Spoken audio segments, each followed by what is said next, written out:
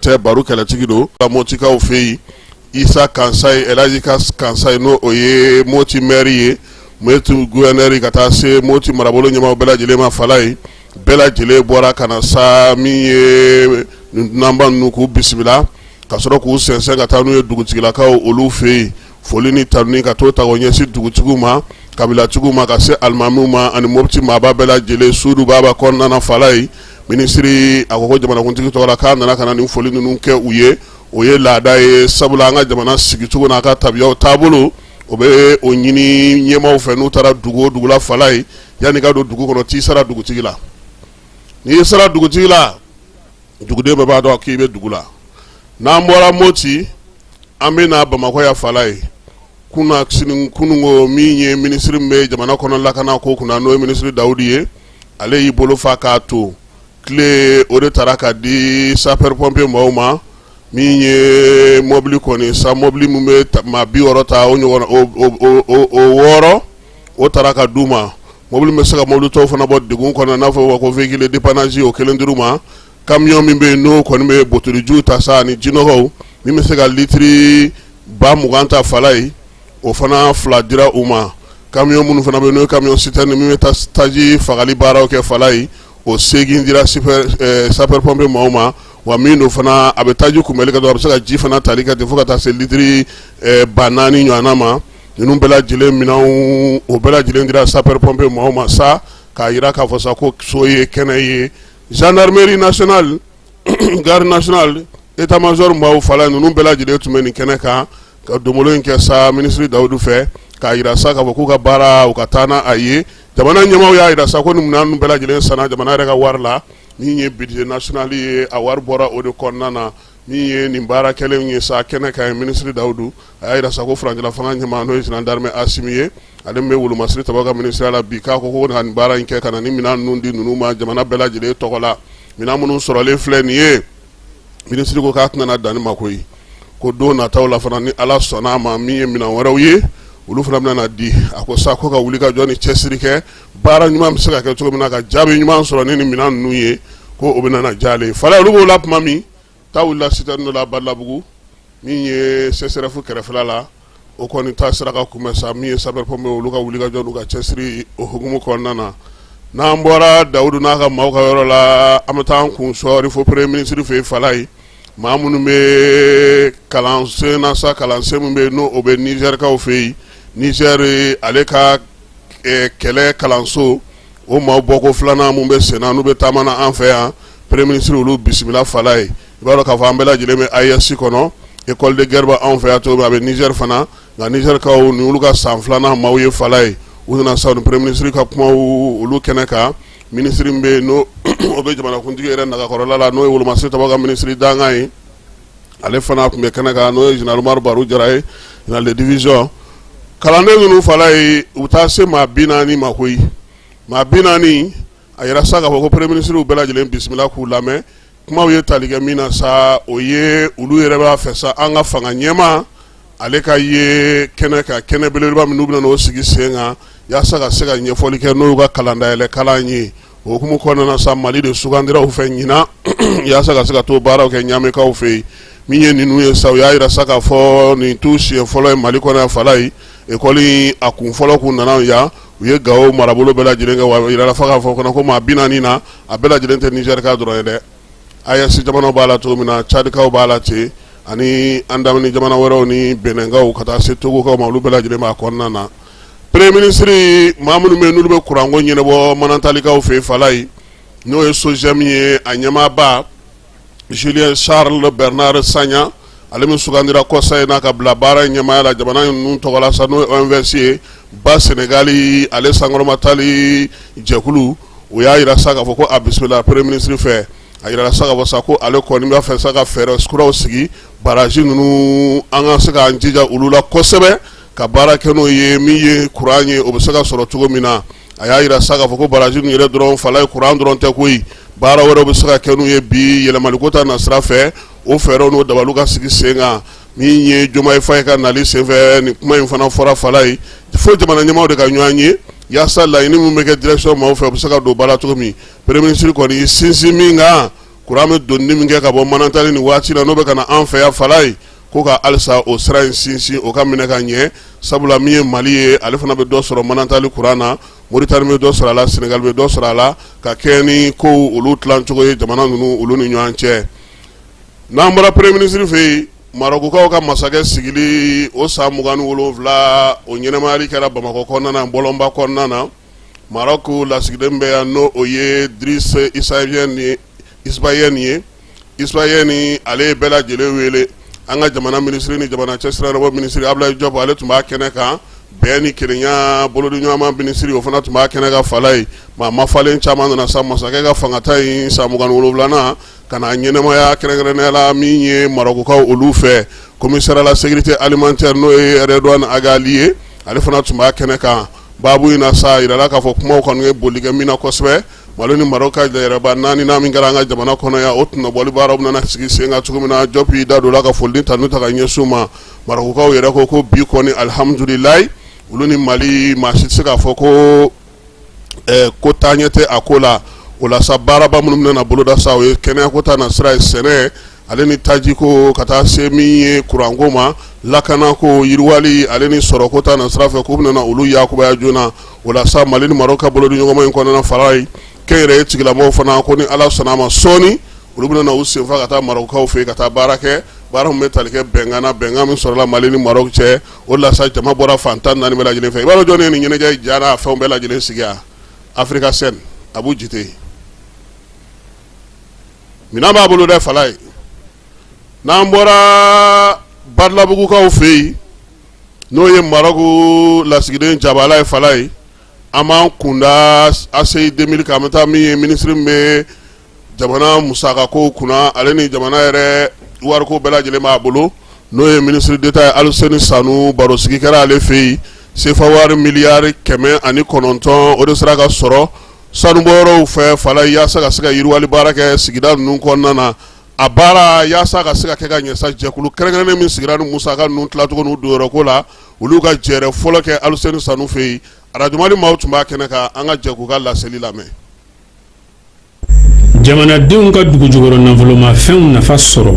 ɲɛta ni yiriwa siraw fɛ komite min sigilen don o kow baaraw sabatili kama o ka lajɛba fɔlɔ kɛnɛ sigilen filɛ nin ye ɲɔgɔn ye bɛna kɛ ko fila de kan a ko fɔlɔ an ye joli sɔrɔ ko filanan an bɛna mun ni mun kɛ a la miliyari 100 ni miliyari 9 an y'o de sɔrɔ donc an bɛna baara ko de kan baara bɛna kɛ ni projet jɔn ni jɔn ye ministère ninnu an ye minnu fɔ olu ye projet damadɔ yira k'a fɔ k'u b'a fɛ an ka fonds in kɛ k'olu financer nin fonds in bɛ se ka kɛ sababu ye komi an b'a dɔn san o san an dɔgɔyalen miliyari 50 y'a kɔnɔ an bɛ se ka se hali bankuw ma an bɛ se ka se an yɛrɛ Mali banque caman ma k'a fɔ san o san an ka nin miliyari 50 bilalen b'aw fɛ yen donc an mago bɛ miliyari 300 la an mago bɛ miliyari 400 na pour que san 5 kɔnɔ a ka se ka a ka ko rembourser n'a ye donc o b'a to bi an bɛ se ka projet kɛ an b'a ta bi komite in bɛna yiriwa sira baara caman jate minɛ dugujukɔrɔmafɛnw tɔnɔ nafolo bɛ se ka don minnu da fɛ ni musakaw bɛ taa kuranko ani jiko ani sirabako olu jɔli ni olu ɲɛnabɔliw la san 2 labɛn kɔnɔ la min sɔrɔla o ye miliyari 109 dɔw b'a sanfɛ de bɛna kɛ ka projetw dɔw labaara projet minnu ni bɛn kɛr'u kan o b'a yira k'a fɔ an ye min fɔ kɔdiko in na nkalon foyi t'a la k'a fɔ ko kɔdikura in a dabɔra Mali ka nafa sɔrɔ sira de kama fɔn wɛrɛw bɛ yen tuguni minnu fana bɛ yen na donc n'i y'o bɛɛ fara ɲɔgɔn kan o fɔn ninnu ani État yɛrɛ bɛ musaka minnu sɔrɔ ani taxiw ani impôt n'a bɛɛ fara ɲɔgɔn kan a bɛ kɛ kunba kelen ye. an b'an ka jamana ɲɛmɔgɔw fo u ye nin hakilina min ta ka nin kasabi ninnu di walasa an ka se ka baara kɛ a ko ɲɛna doma ni Ala sɔnna a ma minisiri wasa jamana baarakɛ minɛnko la n'o ye sirako ye n'o ye jika babiliw ye n'o ye panko ye n'o ye nɛgɛsirako ye yiriwa siraw jateminɛtaw fanba sinsinnen don minisiriso caman kan fond in bɛna to n'ala sɔnna anw bɛ k'anw yɛrɛ ye sira caman fɛ kuran ko b'o kɔnɔ sira ko b'o kɔnɔ donc nin kɔni fond in ye anw de ta ye parce que population ta o y'anw de ye donc impact kɔni ye direct de u ka dongo do taa ni ka segin a b'olu de nɔgɔya dɔɔni ni pont ni siraw ni fɛnw dara ka centrale jɔ ka barrage dilan ka ji di mɔgɔw ma u sigiyɔrɔw la hakili la population tɛ dɔwɛrɛ kɔ n'i y'a mɛn i bɛ baara kɛ an ka togodaw i bɛ baara kɛ yɔrɔ bi kuran de b'i bolo n'u bɛ fɛn bɛɛ kɛ min b'a to u bɛ kuran sɔrɔ an kɔni bolo a nafa ka bon administration territoriale yɛrɛ kan ni yɔrɔ bɛɛ. n'an ko problème c'est que non seulement mɔgɔw ka se ka ji sɔrɔ wagati la wagati min ka d'u ye mɔgɔw ka se ka kuran sɔrɔ wagati min ka d'u ye bi ani sini fana an bɛ se k'a miiri an ka jamana bɛ ka taa cogo min an ka fɛn kɛ bi a nafa bɛ sɔrɔ bi cogo min sini fana a nafa bɛ se ka continuer cogo min walasa an kana to ko an bɛ bi ɲɛnabɔ ka ɲina sini kɔ nin comité fɔlɔ in an bɛna lajɛ k'a lajɛ ni basigi ye k'a lajɛ ni sɛgɛsɛgɛliba ye a dɔrɔmɛ kelen fɛn fɛn bɛ taa yɔrɔ min an b'a lajɛ a dɔrɔmɛ kelen fɛn fɛn bɛ taa yɔrɔ min walasa maliyɛnw bɛ se ka lafiya cogo min. miliyari 100 ani miliyari 9 de sɔrɔla kɛso in kɔnɔ bi donc salon an ye miliyari 50 ani miliyari 7 de sɔrɔ san 2026 kɔnɔna la an ye mun sɔrɔ bɛnna san tilancɛ la o bɛnna miliyari 51 ani kunkan fɛ donc n'i y'a ye i b'a ye k'a fɔ fond in vraiment kɛso in a bɛ ka yiriwa don o don ka taa nafolo bɛ ka sɔrɔ ka bila kɔnɔ ka taa donc an y'a dabɔ mun kama a bɛ sɔn ka ko ye. dugujukɔrɔmafɛnw tɔnɔ nafa laseli jamanadenw ma o ye jamana ɲɛmaaw ka taabolo bilalen sen kan walasa sanu ka yeleku malidenw bɛɛ ye.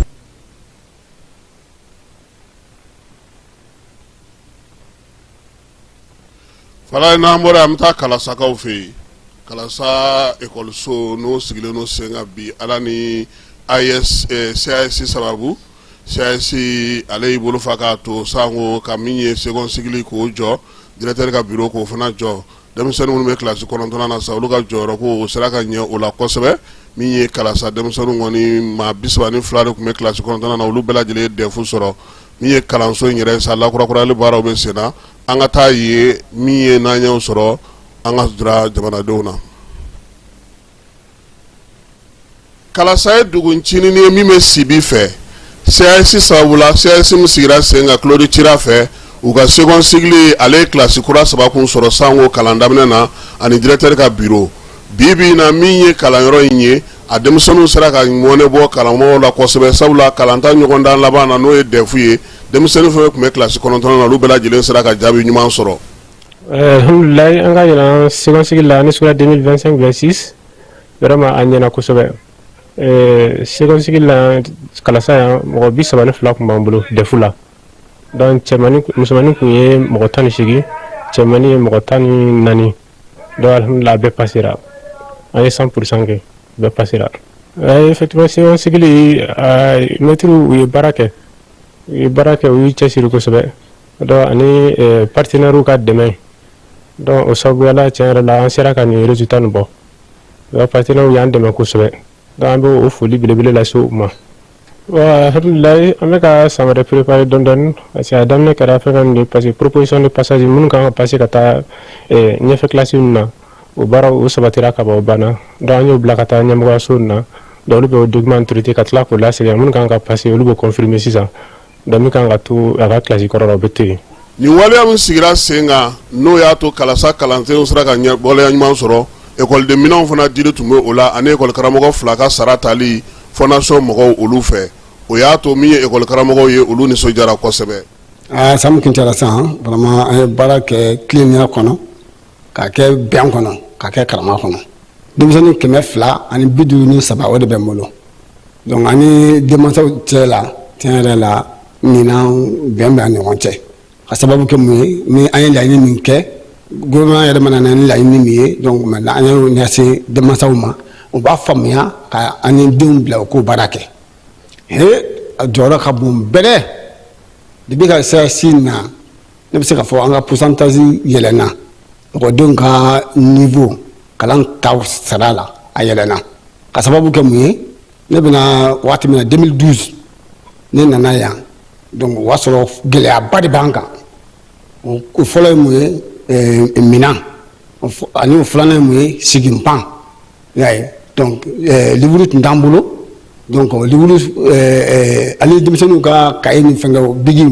donc ni min ka cahier banna o bɛ taa ɲɛfɔ mansaw ye mansaw b'o san o bɛ san wagati min na o y'a sɔrɔ an avancera donc denmisɛnninw bɛ bila retard la CAC nana o bɛɛ bɔ an bolo depuis école ta don ka taa livre ma bigi cahier lakɛrɛ CAC jɔlen don n'o bɛɛ ye CAC b'o bɛɛ san k'o d'an ma. jaabi ɲuman min sɔrɔla kilasi 9nan maaw fɛ o y'a to kalanso ale ni CAC ɲɛmaw olu ka nisɔndiya sɔrɔ kosɛbɛ. Kasim k'i fo k'i lamɛnjɛkulu bɛɛ lajɛlen fo nin wagati nin kɔnɔna na alhamdulilayi vraiment an bɛ ala fo k'ala barikada ala min ye ɲinɛ san kuncɛko ɲuman na kalasa ekɔliso kɔnɔ n'i y'a jateminɛ kalasa yan nɔ premier cycle bɛ yan second cycle bɛ yan nɔ donc projet kun ye dɛmɛ don kalasa ma ka se ka second cycle kilasi 3 jɔ ka tila ka sigifɛnw k'a kɔnɔ ani minɛnw pour que kalan bɛ se ka kɛ nɔgɔya la o hukumu kelen kɔnɔna de la je pense que il y avait bara mun na n'o bɛ sen na o bɛ taa o sira kelen fɛ donc second cycle jɔlen kɔ an y'a ŋaniya ka premier cycle jɔ ka classe 6 jɔ ani jardin d'enfant o baaraw de bɛ sen na donc ka o classiw jɔ ka bɛn ni kalanta kura ye donc kalanta natɔ n'i y'a jateminɛ baara golobalenba don donc an bɛ fɛ cogo bɛɛ la kalanta nata nin baara ninnu ka se ka kuncɛ pour que denmisɛnninw bɛ se ka kalan kɛ nɔgɔya la cogo min na wasa kɔnɔ lafiya kɔnɔ u fɛrɛlen ka se ka dɔɔni ɲini k'a dɔn parce que n'i ye kalan kɛ k'i to condition sugu dɔ la je pense que o degun ka bon mais ni cadre sugu dɔ bɛ yen ko kalan kɛra o kɔnɔ a ka ca ala fɛ kalan a nɔ bɛ yen kosɛbɛ. alimaw ka baɲumankɛtɔn min bɛ yen n'o tulo cira n'ale bɛ ka nin musaka ninnu bɛɛ lajɛlen wa ni CAC u y'a yira sa k'u tɛna u bolo sigi u kɔ tuguni kalasa kalanso baara kuraw bɛ senna a ko kɔnɔna na. bibi na n'i y'a jateminɛ kalasa yan nɔ kalanko sira fɛ an bɛ se k'a fɔ belebele kɛra second cycle n'i ye o ta 7e 8e ɲinɛ u ka taux de pourcentage ka san tɛmɛnenw lajɛ i b'a ye a b'o ɲɛ kosɛbɛ bien vrai que proposition de passage taara cap la an b'o o jaabiw segin jaabi ma kɔnɔ mais déjà proposition min kɛra n'i ye san tɛmɛnenw jateminɛ i b'a ye k'a fɔ danfaraba b'u cɛ donc o fana o ye an nisɔndiya ko ye premier cycle kunda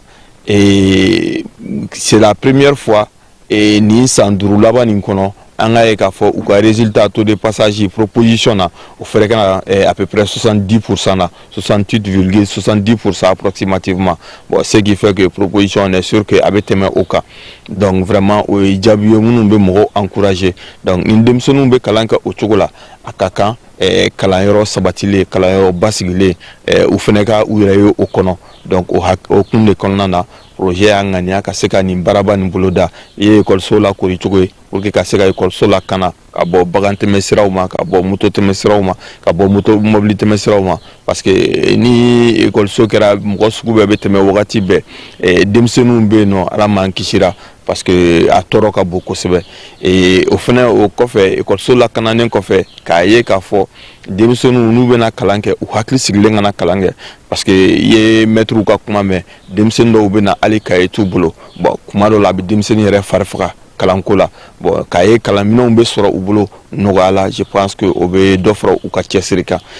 an dalen don a la tagalen ɲɛfɛ dugu ni denmisɛnninw n'u sera ka kalan laɲini ye min ye u na se ka dugu ni dɛmɛ ka dugu ni bɔ bolo la ka dugu ni ɲɛtaga ka sabati.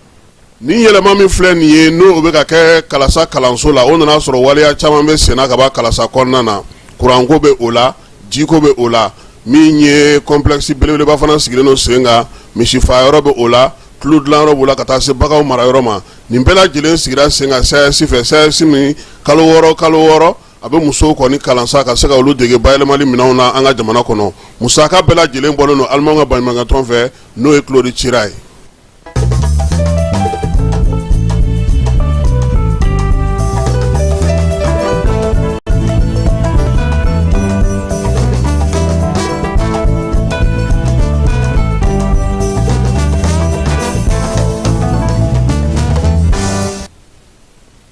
to sɛnɛko hukumu kɔnɔna na ani an ka togodaw la hali bi sebaarikaw fɛ an balimakɛ dɔ sango a kun ye logoko kuma fɔ an ye ɲinan tuguni a y'i kara kuru la ko an k'a yɛrɛ lamɛn a ka logo b'a bolo cogo min. I ka cɛ don depuis Mopti c'est vrai i hakili b'a la n kun delila ka n taara Douanzan n ye namasa tulen u ka hôtel dɔ la ne yɛrɛ n jilaja k'a fiɲɛ dɔ sɔrɔ bon n yɛrɛ bɛ yɔrɔ min na location na n y'a ye dɔ turu yen mais n ka premier pied bon ça fait à peu près 10 mois n y'a den fɔlɔ ye parce que a yɛrɛ ka fɛn ye 10 mois de 10 mois a bɛ commencer ka den daminɛ maintenant a bɛ 3 mois kɛ pour que a bɛ den bɛ se ka don bon n ka den fɔlɔ ju fɔlɔ ka den filɛ nin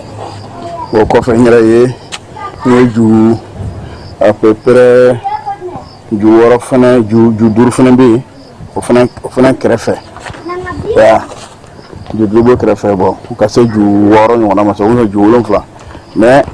papa in yɛrɛ jamayɔrɔ ye min ye c'est de fait que a bɛ to ka bɔlɔ ninnu tɔ ka bɔ dɔ ban kuma bɛ kɛ dɔ fɛngɛ kuma o de y'a ja kuma o yɛrɛ y'a ja yɛrɛ ye quoi vraiment c'est intéressant quoi. musow tɔgɔladon ɲɛnamali hukumu kɔnɔna na an ka ji ale matarafa yɔrɔ baarakɛba m'an fɛ yan n'o ye SOMAGEP ye a musow ye barosigi kɛ u n'u ka ɲɛmaaba n'o ye Fatumata Sirakata Tarawele n'a bɛ Bokomlakaw ka sigi la dumunikɛ u y'o sigi sen kan muso fɛn fɛn bɛ baara kɛ SOMAGEP kɔnɔna na u bɛɛ lajɛlen ye ɲɔgɔn sɔrɔ don o don baara kɛcogo ɲuman ka se ka ɲɔgɔn fo ka ɲɔgɔn bilasira kuma tɛ ɲina min ye dakun min talen don musow tɔgɔladon na n'o ye farafinna musow tɔgɔladon ye a bɛ tali kɛ ji la bɛɛ ni kelenya bonya ni karama kɔnɔna na sa muso ninnu bɛɛ lajɛlen ye ɲɔgɔn sɔrɔ sɛgɛnnafiɲɛbɔ waati ka se ka u bolo bila minɛn na ɲɔgɔn fɛ jɛkulu min bɛ yen n'o ye SOMAGEP muso ye n'o ye AFSO ye AFSO ale ɲɛmaaba sa n'o ye Aminata Sanogo ye n'ale bɛ kantilakaw ka sigi la a ye hakililajigi kɛ don in na kuma tɛ ji nafa la musolakaw yɛrɛ jɔyɔrɔ min ye jiko la kuma tɛ SOMAGEP musow olu kɔni jɔyɔrɔ ka bon a la kosɛbɛ sabula olu kalikan ye min ye maa kɔni ni e bɛ ji kɔni matarafa fala ye ko jɛnatigɛ i b'o fana matarafa muso ninnu kalikan ye SOMAGEP kɔnɔna na don o don olu de bɛ fɛɛrɛ sigi sen kan an ka se ka ji ɲɛnama sɔrɔ a baarakɛla sugu bɛɛ lajɛlen maa minnu bɛ guichew la ka taa se a baarakɛyɔrɔ belebeleba ninnu kɔnɔna ma fo ka taa se ɲɛmaaya jɔyɔrɔ ma a bɛɛ lajɛlen ye muso ye bi SOMAGEP kɔnɔna sabula directrice yɛrɛ ye muso ye o hukumu kɔnɔna na sa musolakaw tɔgɔ la SOMAGEP musow u ye ci wɛrɛ di u ka directrice ma ko k'o kɛ ka jansa ka don o don wuli ka jɔ ni cɛsiri la ka dɔ fara baara ale kan fala ye nin waati in na bɛɛ lajɛlen b'a dɔn k'a fɔ ko an ka jamana ɲɛmaaw ye fɛɛrɛ caman sigi sen kan yaasa cogo min na an ka marabolo n'an ka togodaw olu mɔbili ko bɛ se ka matarafa bolimafɛn ko bɛ se ka matarafa cogo min na motow olu caman jɔlen hali kunnasiri ko an yɛrɛ taatɔ sibi an y'a ye k'a fɔ fɔlɔ ni bi tɛ kelen ye i ye maa ye moto ka jakarta don nka sa mugu minnu bɛ ka ci baara minnu bɛ ka kɛ fala ye u bɛ taa ka minɛn minnu to n'o ye kɛlɛkɛla ninnu ye o minɛnw matarafa ko hukumu kɔnɔna na sa minisiri min bɛ seko ni dɔnko kunna jamana kɔnɔna lakana minisiri ka taa se minisiri min fana b'an ka dugukoloko kunna sa olu jɛra ka ɲɔgɔlɔn kɛ ɲɔgɔlɔn min ni o dilanna groupe ɲɔgɔlɔn maaw yɛrɛ fɛ fala ye an ka jɛ ka o filɛ.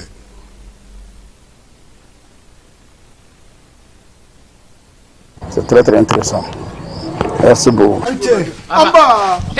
Sungalo, ini boire de yala sisan wa? Ibon la flage. Na cɛ minɛnw de b'a kɔnɔ.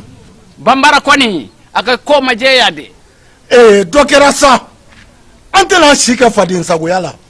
Ɲinan kɔni ne bɛ kɛ fɛn ye. Sungalo, o tuma i bɔra mun kan? Fɛn dɔw tɛ ɲɛfɔ sa n k'u bɛ si dɔn. An cɛ dugutigi n'aw ma kuma Sungalo fɛ a b'a ka denbaya bɛ daji fu. Adamaden terijugu ne ka denbaya tɛ daji koyi. I ŋaniya tɛ a bɛ t'i kɔnɔ. Haya a dabɔra. Sungalo i y'a mun kɛ. Musokuntigi i t'a ɲɛfɔ an ye wa? Dugutigi Sungalo muso de sera ne ma ko Sungalo kelen bɛ k'ale ka gabugu fankelen fa marifa kisɛ foroko kɔrɔw ani mugu pɛrɛnta foroko kɔrɔw caman de la ye k'ale y'a ɲininka k'a ko sira don ko wariba de bɛ sɔrɔ a la jaa a bɛ to ka taa tɔmɔ kungo kɔnɔna de la sisan sa dugu de mana jɛ a bɛ denmisɛn bɛɛ de gɛn ka taa kungo kɔnɔ nin tɔmɔli la muso ko k'ale yɛrɛ sirannen don dugutigi nin ye ko ɲuman ye. Dugutigi taa n'i yɛrɛ sa musow bɛ siran kojugu bi bɛɛ ne b'a yɛlɛ k'a kɛ nafolo ye sarintura tɛ n bolo wotoro tɛ yen fali tɛ n bolo ne b'a feere k'o san. A ni ce. Anba Saka nin cunna dɛ bɔra ka di. Dugutigi nin kelen man di dɛ nin ye n bɔtɔ de Zantigila. Zantigila min filɛ an bolo. Awɔ n terikɛ Musa Jan kɛ ale denkɛ n'a tɔɲɔgɔnw de taara kungo kɔnɔ mugu pɛrɛnta kɔrɔ o foroko tɔmɔni na ja dɔ kun b'o la o ma ci o de filɛ ka foro u bolo dɛ k'u bɛɛ jɛnsɛn u taara wa fulakɛ sabali sa ko ka sa wa ko de bɛ nin fɛn ninnu tiɲɛni kɛ ɲɔgɔn dɔn an ka su ko o ma y'a la o u y'u sogow de fara fara ɲɔgɔn kan k'u bɛɛ kɛ dingɛba kelen kɔnɔ a tɛ fili ya dɛ a ta musokuntigi boli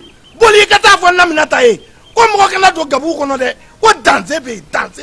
Saka i tɛ min kalama Sunkalo ka gabugu fankelen falen de don nin fɛn ninnu na ye i ko di walayi dugutigi a kana sɔn nin ma dɛ a kana to nin ka k'an ka dugu kɔnɔ fiyewu. ayiwa kɛlɛ kɛra yɔrɔ o yɔrɔ Mali kɔnɔ a ɲininen don bɛɛ fɛ cɛ fara muso kan denmisɛn fara mɔgɔkɔrɔba kan mɔgɔ si kana maga marifakisɛ foroko kɔrɔ mugu fɛrɛnta kɔrɔw forokow la n'a bɔr'u ka yɔrɔ o yɔrɔ la a ye fanga tigilamɔgɔw ladɔnniya magali u la a bɛ se ka na ni kasaraba de ye janto yɛrɛ la o kɔrɔ cogo ka ɲi.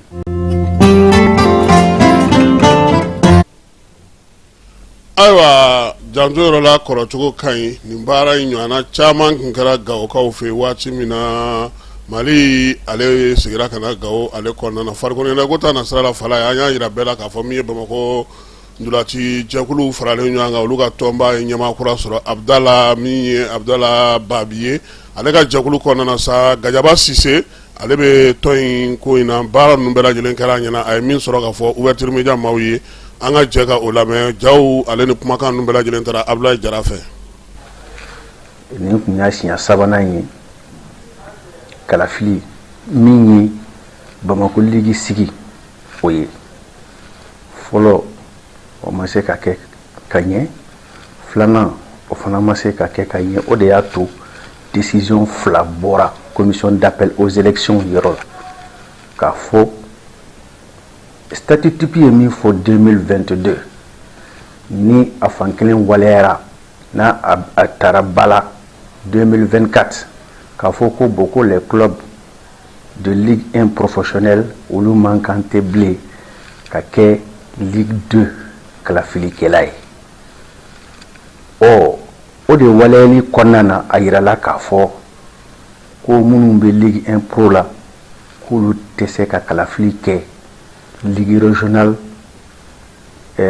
bureau sigili la Bamako dɔrɔn tɛ ka taa Kayi fo Kidal ni club min yɛlɛnna Ligue 1 na ni kalafili bɛ i ka région kɔnɔ e club ni e tɛ kalafili kɛ ni bureau sigi bɛ kɛ Ligue la Bamako dɔrɔn tɛ o ka faamu farikolo ɲɛnajɛlaw taayɔrɔ la min ye balontan hukumu kɔnɔna ye min ye sabanan in a kɛra bi a jɛra an ye a bɛnna an ma an bɛ déléguéw bɛɛ fo fɛn fɛn sen y'a se délégué bɛɛ faralen ɲɔgɔn kan mɔgɔ 34 a mɔgɔ 34 tun bɛ salle kɔnɔ a mɔgɔ 34 a bɛɛ kala ta a bɛɛ y'a fili mɔgɔ min ye i ka kalafili bɛ mɔgɔ min kun kan bɛɛ k'i ka kala sɛmɛ o tigi la o bɔra ni mun ye la liste conduite par Abdallah Babi o wulila ni kala 19 ye la liste conduite par Issa Sidibé o wulila ni kala 15 ye o kɔrɔ ye le nombre d'électeurs était égal au nombre de votants.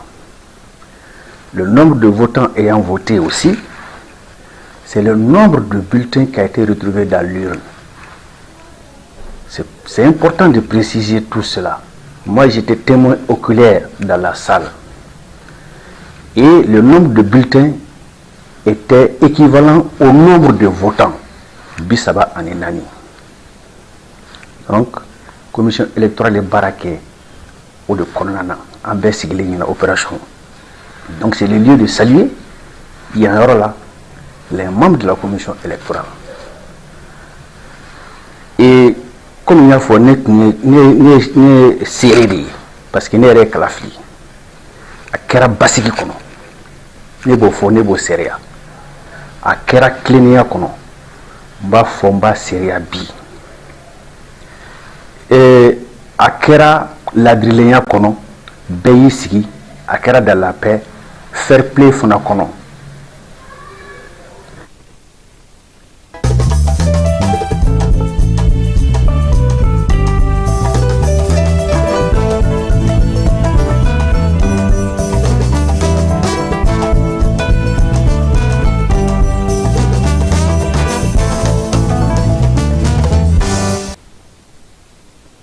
polisilakaw ka wuli ka jɔ yaasa basigi ni lafiya bɛ se ka don an ka jamana kɔnɔ cogo min na sa o hukumu kɔnɔna na min ye Kenzambugu polisiso ye ni ale 3e arrondissement kɔrɔ ye olu ye wuli ka jɔ kɛ k'u bolo da siganamaa dɔw kan kɛrɛnkɛrɛnnenya la polisiso in yɛrɛ ɲɛmaa bɛ maa min bolo nin waati na sa o ye commissaire principal de police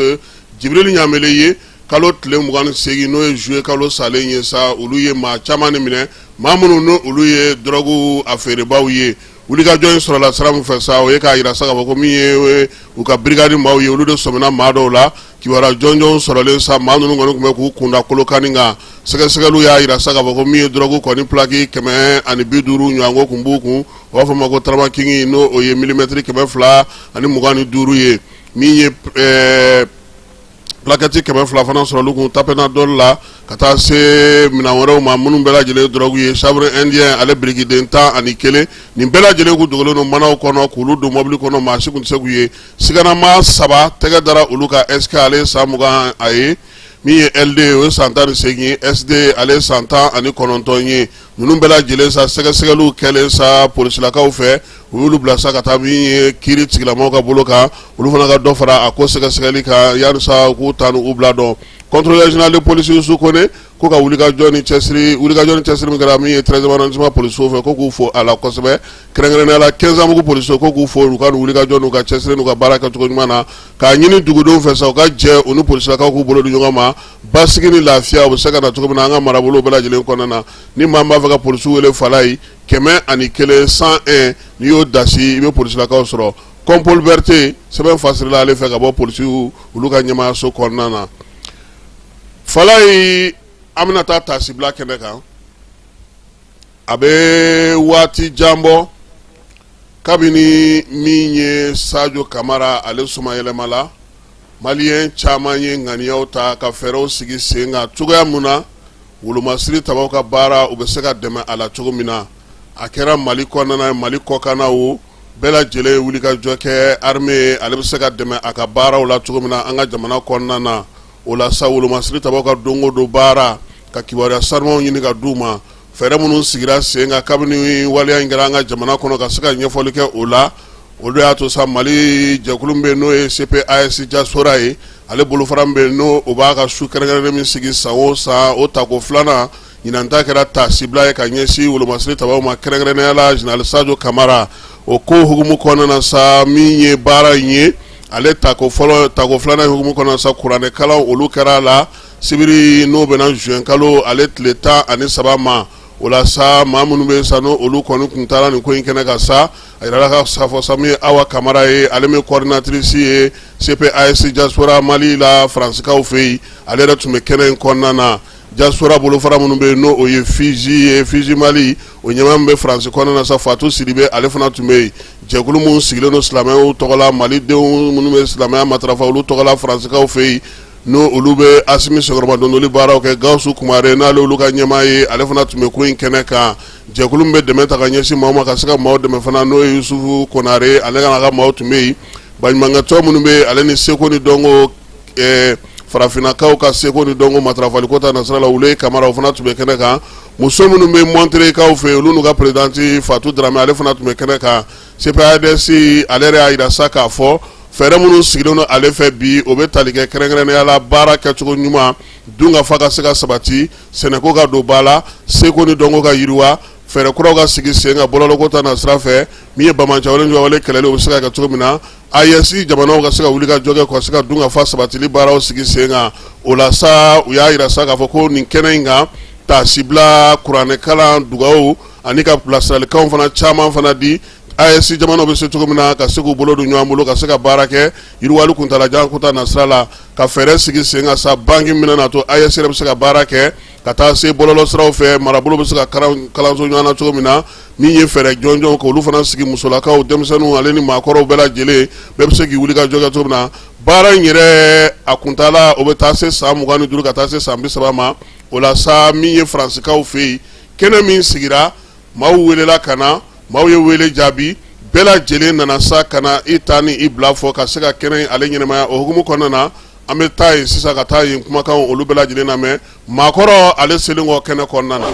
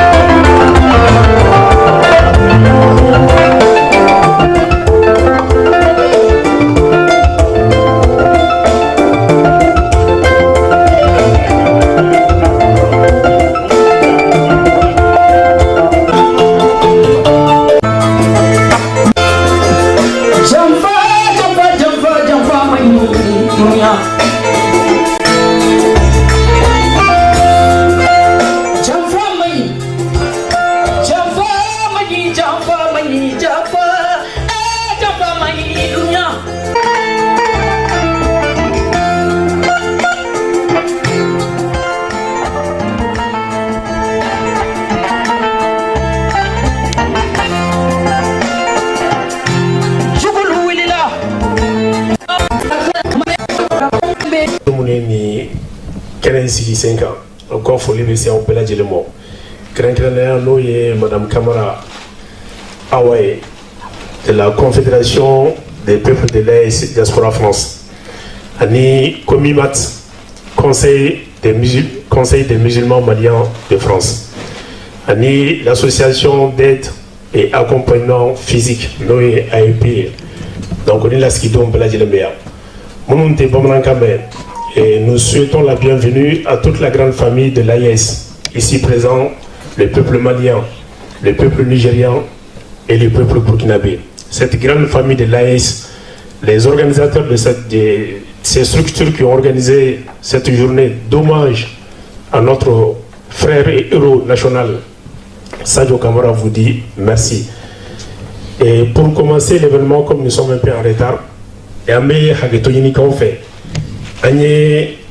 Sadio Camara comme kelen sigilembe Sadio de Kamo kana tashi blakaye en bas de beladre du spoon kam kamineno car le Mali, le Niger, le Burkina, l'Afrique panafricaine mais également toute la diaspora africaine partout dans le monde a souffert face à cette disparition de notre héros national Sadio Camara. Sadio n'appartient même plus au Mali, Sadio n'appartient même plus à l'AIS. Sadio appartient à tout le monde éveillé. On fait sincère Kenenka, on va bien de l'info. Et donc, on va faire à la DB, donc on a dit donc, on fait d'accord avec Kelenta, car donc, Bambaotoye, on va faire à la cas à Nema la Samo. Car ça, il doit que programme il est mis comme il wati entendre comme moi, on va hagatoni que animation fait. Et on va Sadio aurait mis. Aye muni munga jamana nke hanna ko do lente mawla ambe dakunya kelen fola o mana teme ambe présidence de la confédération des peuples de l'AS Awa Camara ambe kuma domo plus et structure muni organisation ke pour que pour kelen fo ko inga et coranique la fana beke ka ko damne et en même temps continuer animation. Et rapidement, sans tarder, Maïs était là ka Dakunya Flafo, Aka Yamoraka, Sadio Camara. Sadio Camara est né le 19 août 1979 à Kati. Il fait l'école primaire Molo Koulibaly de Kati, avant de rejoindre le Britannique militaire de Kati, où il obtient son baccalauréat en série sciences biologiques terminale SBT. En 1999. Il intègre l'école militaire interarmes de Koulikoro et sort major de sa promotion. En 2008, il obtient son diplôme d'état-major en gestion des crises aux États-Unis. En 2010, son diplôme en renseignement et contre-espionnage à l'Académie militaire de Moscou. En 1914, le diplôme d'application dans la protection des hautes personnalités à l'Académie militaire de Xizhiang en Chine. Sa carrière militaire, de 2009 à 2012, dans le nord du Mali en tant que commandant de la 2e unité de Menaka. De juillet 2009 à février 2010, celui de la 11e compagnie spéciale de Tunisie aux côtés du gouverneur général El Haj Agamo et du président Assimi Goïta. De 2002 à 2007, il passe au commandement du groupe d'intervention numéro 2 de la compagnie de la garde nationale GIGN Mali. Aussi, plusieurs opérations militaires de reconquête du Mali. Tara en 2002, Djigitourou en 2008, Badenko en 2011 et Maliba en 2015. Le 16 octobre 2024, il est promu général des corps d'armée par le général Assimi Goïta. Au moment du coup d'État en 2020, Sadio Kamara était à la tête de l'école militaire de Kati en qualité du directeur général de 2016 à 2020 et recevait une formation militaire en République fédérale de Russie. Octobre 2020, il est nommé ministre de la Défense juste en fin mai 2021. Puis, du 11 juin 2021 à sa mort, à 46 ans, suite aux attentats lâches et barbares du 25 avril 2026, dont je vous éviterai des détails. Grands officiers de l'Ordre national du Mali, médaillés pour le renforcement de la coopération militaire, médaillés des mérites militaires et des médailles de commémoration des campagnes. À la famille de Sadio Kamara, notre famille à tous, à tous les Mali, à tout l'AES, à toute l'Afrique éveillée et la diaspora panafricaine, nous présentons nos condoléances les plus attristées à sa famille et à toute la nation AES. Que son âme repose en paix. Nous disons merci à tous, à chacun de vous qui a fait ce déplacement. Et avant de laisser la parole, je vous demande juste une minute de silence à la mémoire de Sadio Kamara.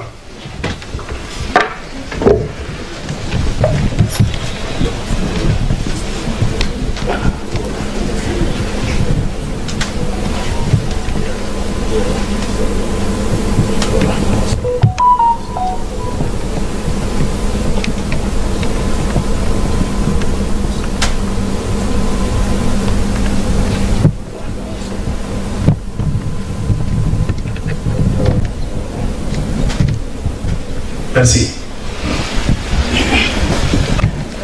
Bɛ aw bɛɛ lajɛlen fo aw ka déplacement la ka na yan kuma tɛ n bolo kow cayara ni labɛn depuis janvier an b'a kan don bɔra dɔgɔkɔrɔ fo siɲɛ 2 n'i y'o kɛ baara la dɔrɔn a tɔ bɛ gɛlɛya i bolo o m'a bali aw bɔra ka se yan nɔ bi fɛn caman de bɛ yan caman bɛ ɲagabɔ nin wagatiw de la mɔgɔ caman de y'u excuse dɔw bɛ komi u ka kasi telefɔni na aw an bɛ fɛ ka kɛ yan Sadio ka d'o ye n'o ka d'o ye mɛ olu fɛnw bɛ kɛ siɲɛ 1 de ye maliko ye don o don ye ne ɲɛma jama sanuman walayi don dɔ la ne delila ka réunion kɛ réunion conviée n ka nin mouvement baara ninnu kɔnɔ an kɛra mɔgɔ 3 de ye salle kɔnɔ o y'a sɔrɔ n hakili bɛ a dɔgɔyalen ye mɔgɔ 10 ye a don an kɛra mɔgɔ 3 ye ne kun ye n bolo jigin Mali bɛ yɔrɔ min na bi a kun tɛ se yen a mana découragé o de la kɛ bi ta a y'a sɔrɔ n y'a vécu n taara ɲɛfɛ n ye fɛnw kɛ olu ka bon donc an kana jɔ nin jama la ko diɲɛ jɔbaga tɛ bɛɛ ye diɲɛ jɔbaga tɛ bɛɛ ye mɔgɔ caman bɛ mɔgɔ wɛrɛ nɔfɛ Ala ka barika don an ka wulikajɔ la jamana ye ne ye o foli dɔrɔn de bɛ ne ye k'a fɔ aw ye merci. Kamara merci awa i y'i da don fo Mara Ala k'i balo Ala ka hɛrɛ k'an ni ye yarabi Mara ko san bɛ min yɛrɛ ka jɛnajɛ kɛnɛ kan n'o ye Sadio Kamara ye ni y'a min yɛrɛ di Mali yɛrɛ kama ne hakili la foyi t'o bɔ bi bi in na maa min sensɛnna yan maa min sen ma se yan maaw de Sadio kasi min tɛ maliyɛnw yɛrɛ ye ni anw y'a kasi ne yɛrɛ ye naranka de ye Sadio ye naranka ye e yɛrɛ ye murujaka ye a ye si ye donc Sadio ka ɲumanya a ye min kɛ jamana ɲɛ Ala de b'a dɔn maa o maa n'i ye fɛn o fɛn kɛ a tɛ bonya Sadio ma aw fɛn fɛn sera yan aw bɛɛ ni cɛw ni baraji hali ni maa fila de sera yan dɔw bɛ kɛ Sadio ye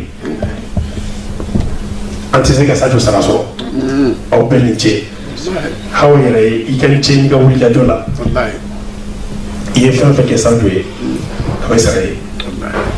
Ok, bonsoir tout le monde. Alors, franchement, dans le comment faire fort. Donc, on a fait des cas, on a fait sincère cassé en bouffon barcada. Ani on a cramoko. Ani nous ka orchestre. Ani caméraman. Ami pefu. Ka awa kamara yɛrɛ fo a ka cɛsiri la a ye nin baara in a y'a daminɛ a y'a fɔ cogo min na datuw changera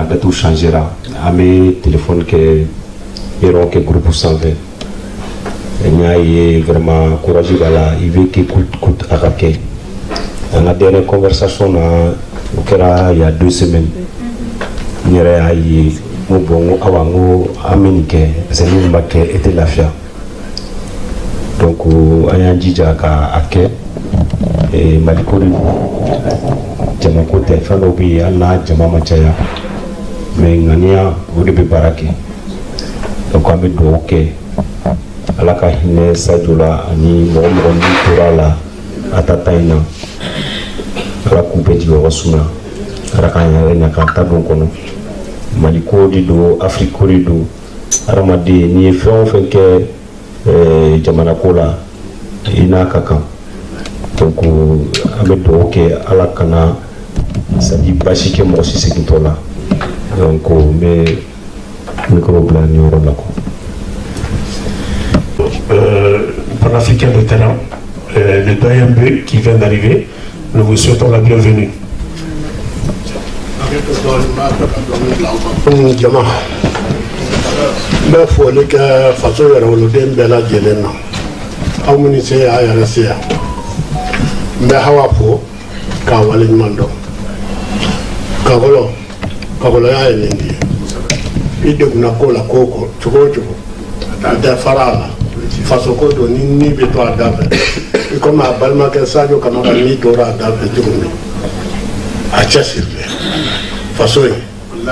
faso ka dɔrɔmɛ kelen t'a kɔnɔ faso ka waleɲuman dɔn t'a nɔfɛ nka a ko faso de aw minnu fana sera yan aw bɛɛ lajɛlen ko faso de fasodenw Asimu tɛ faso jɔ Sɔrɔdasiw tɛ faso jɔ jɔn bɛ faso jɔ aw fasodenw aw de bɛ faso jɔ faso mago bɛ aw de la faso musow aw minnu b'a fɔ Ala ye sɔgɔma fɛ wula fɛ ni Ala bɛ aw jaabi faso mago bɛ aw de la aw de ka dugawu bɛ kɛ ka sɔrɔdasiw kɔnpɛni kɛlɛda la aw de denw bɛ kɛlɛda la aw de cɛw bɛ kɛlɛda la aw de faw bɛ kɛlɛda la maliyɛnw an k'an cɛsiri an k'an yɛrɛ dɔn so dɔ ye yiri dɔn yɛrɛ dɔn ɲɔgɔn tɛ n'an y'an yɛrɛ dɔn an tɛ dɛsɛ foyi la anw bɛ gɛlɛya min kɔnɔ jamana o jamana ni a taalen ɲɛfɛ bi a bɛɛ tɛmɛna nin gɛlɛya kelen in kɔnɔ mais u y'u ta muɲu n'an ma se k'an ta muɲu a bɛ k'anw de la dɛ mais fɛn min b'anw bolo n'u y'u ta muɲu sera ka kɛ fɛn ye fɛn min b'anw bolo o t'u bolo o la bɛɛ falen don n'an y'an cɛsiri don dɔ la an bɛ bɔ nɔgɔ la dɛ anw ko tɛ dɛ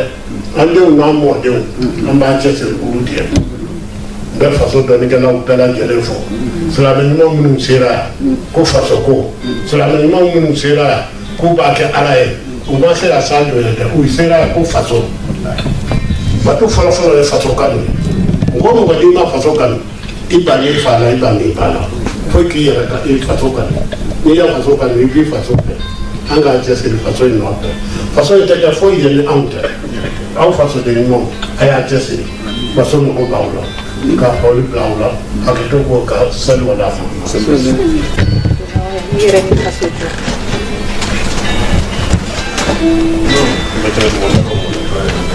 balima murilakaw ma pour que an ka daminɛ ni kuranɛtigi ye ka nɛma lase bamatɔw ma. Demander à tout un chacun de veiller à ce que la mémoire ou tous les travaux qui les saluent puissent être continués pour nous qui sommes restés. Donc cette résidence, il n'est pas demandé simplement qu'à nous qui sommes ici dans la salle, mais simplement à tous les peuples de l'AS pour que sa mémoire puisse être plus en paix. Merci. Quel est mon boulot? الرحمن الرحيم اللهم صل على محمد وآل محمد an bɛ nabaw bɛɛ lajɛlen fo mɔgɔ o mɔgɔ sen y'i se kɛnɛ kan yan i bɛɛ lajɛlen ka foli bɛ yen nɔ i yɛrɛ ɲɛ i ka fasoden ɲumanya ɲɛ an b'an balimamuso fo n'o ye kamara ye n'o de kɛra nin initiative taba ye et puis k'a jira k'a fɔ Mali la Mali ye diinɛ so le Mali ye silamɛya so le amalgame kana kɛ k'a jira k'a fɔ komi ni a mankan bi senna n'a bi jamana ɲaami ko diinɛ ko don diinɛ ko tɛ anw ɲɛ yɛlɛnna an bɛnbaw ɲɛ yɛlɛnna an bɛ mɔgɔ o mɔgɔ dɔn ko y'an ɲɛmɔgɔ ye Mali la ni tariku kɔnɔ ninnu bɛɛ lajɛlen ye silamɛ ye donc mɔgɔ tɛ se ka silamɛya ta k'o kɛ drapeau ye k'a fɔ ko i bɛ malidenw bɔnɛ u ni na la preuve an bɛ an ka faamaw minnu ka kɛnɛ kan ni an balimakɛ Sadio Kamara n'an sigilen bɛ o kɛnɛ kan an sigilen don ka kuma ka kuranɛ kalan pour que Ala ka ni dayɔrɔ sumaya donc o silamɛya fɔra silamɛ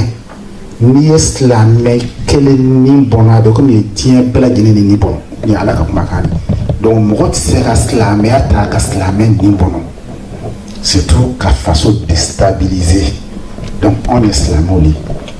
donc n b'aw bɛɛ lajɛlen fo ni komi an bɛ fɔ tɔgɔ ye n'o ye silamɛ jamakulu minnu n'olu sigira Faransi yan pour que ka silamɛw représenter n bɛ aw bɛɛ lajɛlen fo ni o tɔgɔ ye u y'o ɲɛmɔgɔya président ta ka di ne ma donc an sekun kɛnɛ kan k'a jira malidenw na mɔgɔ min n'i y'a faamu alihamudulila n'i m'a faamu k'a jira k'a fɔ Mali ye silamɛya jamana de silamɛya tɛ se ka ta k'o kɛ kɛlɛkɛbere ka malidenw fara ka bɔ ɲɔgɔn na hali bi o ye sitana ka baara de Ala k'an n'o yɔrɔ janya ka bɔ ɲɔgɔn na Ala k'an n'o yɔrɔ janya ka bɔ ɲɔgɔn na donc an bɛ dugawu kɛ an bɛna kuranɛ kalan donc bɛɛ lajɛlen ka bɔ a kalama k'a fɔ kuranɛ tɛ kalan maa ye maa min tɛ Ala dɔnbaa ye ni tɛ silamɛ ye donc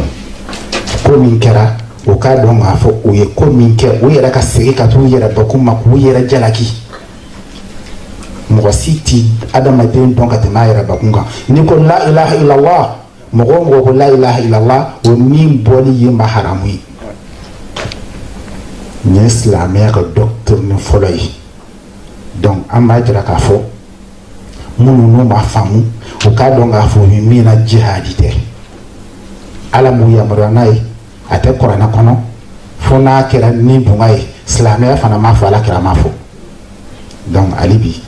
Ala ka malidenw sabati Ala ka Mali kanda Ala ka Mali kun kɔrɔta Ala k'an ka faamaw Ala ka u jɔyɔrɔ min na Ala ka sankɔrɔta d'u ma hali bi donc nin laban n'an b'a fɔ la ilaha illallah Muhammadu rasulullah Allahumma salli ala Muhammad wa ali Muhammad لله وآل بيته الطاهرين وسلم تسليما أمي أنسى جمع فو كسنغا فوتوني كسنغا أو فوتوني أو نتي أو يري أو نتي أو يري شايف مي ناكرا ساجو كولا أو في أو أكادو ساجو لا فهم مي نامي كاكي ساجو لا ada dɔn a la ne maa min y'a dɔn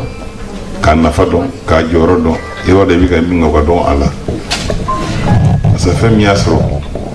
a tɔgɔ ko saya dɛ a mana gɛlɛya cogo cogo don dɔ ale bɛ kɛ amana jiyan tugo to dundo apeke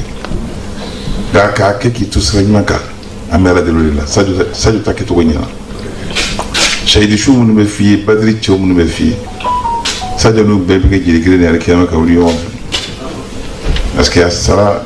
kasro jamana finne bakana asara kasro ga jamana la kanda donc asaro sira mi gade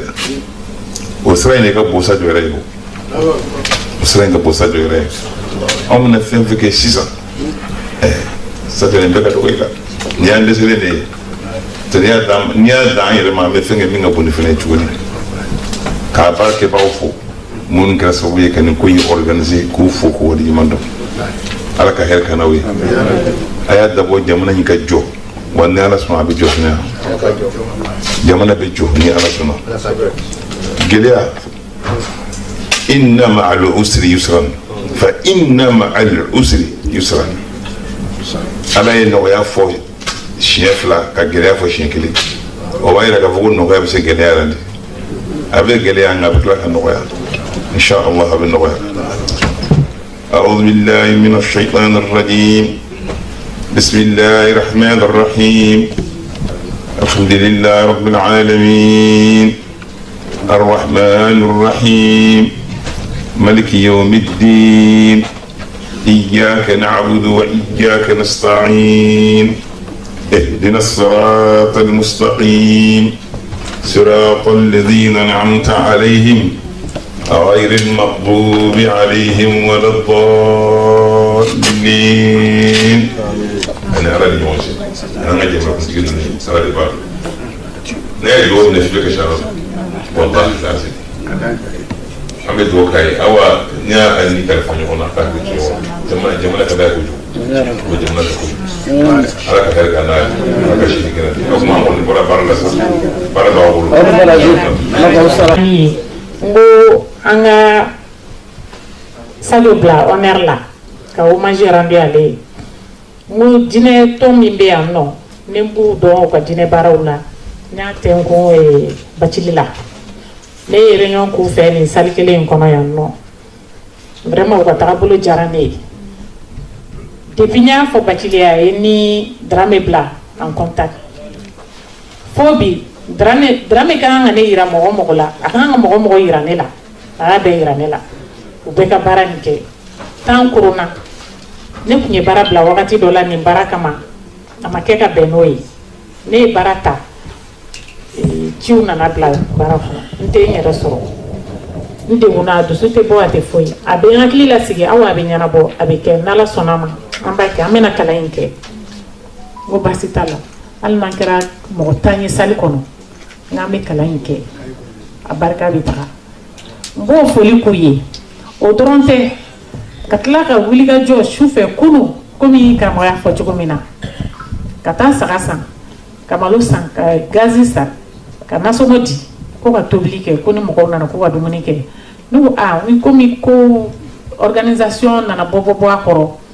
mo mesra ni jama ko ay dumuni beke mo mana na ko dumunike uri ne bisi na fema ala ka sara ne ka madam min fene toblike shu ermina kata na so ni malota ka di no go ja franci musobia ibe se kamina ulish no gola ka foka ka toblike ko ka di nala ka barka do aduni la ala ka na cheka sun tambe vraiment ne dusu farula ne balma usoro francia be mi no fe no ye filla o kambo filla mo fe na boka blala nala sona ore kumbo si hunkuna irka Sadio Camara girboita cho maga irka ga Qur'ana yankyau alhamdulillah kyau yan wote ga buri irgo ga irko dinga diya ngware alsilam bu kai kulu irko mi suji am yafa irko mite iko ga fulan zannu Sadio Camara amanbu ago bora kul binaira africain ay kul binaira et Mali Sikan. Mali ne tombera jamais. Parce que quand on dit Mali, on dit l'AIS. Quand on dit le Burkina, on dit l'AIS. Le Niger, c'est l'AIS. Donc, nous ne pouvons pas céder à l'ennemi. Donc il ay go te zarmu ki ne tunga français da dare yannoti zama ina te zarmu ki no. Donc mun kuna zarmu ki na wo kai irgo gati ago Mali ago Burkina. Donc irga ba borai mabai hankan gogati Niger Burkina irhimaga kamba da Mali seno irmadi amabori Mali masikan zama da Mali kan kul ASO kan irko masikata irsinga yarda irgoga modanga guna giri waidu giri waye irgo dai ga banya tarai tebor yanse imaka ima bandiye tangirga bandiye goga hasarwente irse irla bayra bandiye goga ir izai sara ingay mo ila bayra gune newo isi coup d'état bi isi terroriste bi. Mais Afrique a connu plein de choses et toute histoire ka ar goga di Afrique na goga sinti. Il faut c'est africain et dori na goga ma ay gaba imane africain ne ya borfoka ga kwara imanin ga bini utiliser ni mane ga kwara c'est a. Moi je défends mon Afrique. Tu ne peux pas m'utiliser pour que moi j'aille détruire mon Afrique. Parce que on connaît dîner Afrique, il faut que tu dîner Afrique, on est tous des Africains. Religion on il faut que tu gabori fei. Wadino irim sierta. Donc on connaît irwo hayakan maga irka deketi irka Sadio Kamara girbo ita maga eke borai kul kanyan tangam kanyan goga tangam Afrika makai se kanyan igoga wi igogi wala kanci irgoga ware irko dinga diaga wo kanyan bu irko mi sugi am yafa irkan goga kai bene nous qui sommes debout irm siyar da irmakan irmakai gadi Afriko makai ir izai imadi matakai irgoga tangam da ir hamai madim takir goga tangam da. Parce que l'Afrique appartient aux Africains. L'avenir appartient à l'Afrique bientôt, Inch'Allah. Assalamu alaikum.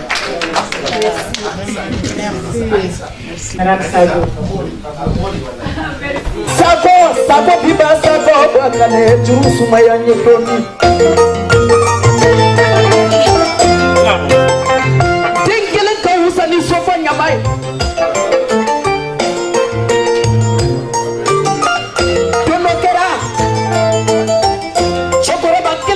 Chio kono aye tempi woro de so chokora ba fele kele tu be chio kono aye ding kele de so ding kele baba kuma mbanyi ni me dan sigi bi kibarew la tasibla no kɛra CPAS diaspora fɛ awa kamara n'a ka maaw k'u bɛɛ lajɛlen fo k'u bɛɛ lajɛlen waleɲuman dɔn fɛn o fɛn mana kɛ Sadio ko la fala ye a bɛ bɛn a ma an bɛ dugawu kɛ général ala k'a dayɔrɔ sumaya a y'an kɔ kisi min ala k'o nɔgɔya n'a bɛ taa jɔn min ala k'o nɔgɔya ni ala sɔnna a ma sini ne ani aw ni fala ye an na ɲɔgɔn sɔrɔ yan n'ala sɔnna a ma a k'an bɛn waati wɛrɛ. ni bɛ wari ci i bɛ wari ci nɔgɔya la ni bɛ wari ta i bɛ wari ta nɔgɔya la. Sama mɔnɛ bi maliyɛnw jɔrɔna ko n'u hamina ko dɔn o de la sama mɔnɛ ma fɛn fara a ka wari cili musakaw kan wa a ka nɔgɔ ni Mali wari ci siraw bɛɛ ye a ma da aw ma dɛ sama mɔnɛ bɛ dɔ fara aw de kunna wari kan ni wari bonisi ye awɔ ni wari bonisi ye kɔni aw ka sanni kɛ ni sama mɔnɛ application ye aw bɛ wari sɔrɔ aw ka compte bonisi la k'a daminɛ crédit la abonnement télé fo ka taa se courant ni ji sarali ma aw bɛ bonisi sɔrɔ nin bɛɛ la n'a ka bonisi buguna dɔrɔn aw bɛ se k'a yɛlɛma aw ka sama mɔnɛ compte la ka sanni wɛrɛ kɛ n'a ye walima ka taa wari jɛ bɔ an ka lasigiden dɔ fɛ yen aw ye mɔnɛ bɔ aw yɛrɛ la a k'a si filɛ sisan ni sama mɔnɛ application téléchargeli ye Play Store walima App Store kan ka sɔrɔ k'aw tɔgɔ sɛbɛn ni sama mɔnɛ ye aw de kunna wari bɛ augmenter. Sama mɔnɛ i yɛrɛ ta awɔ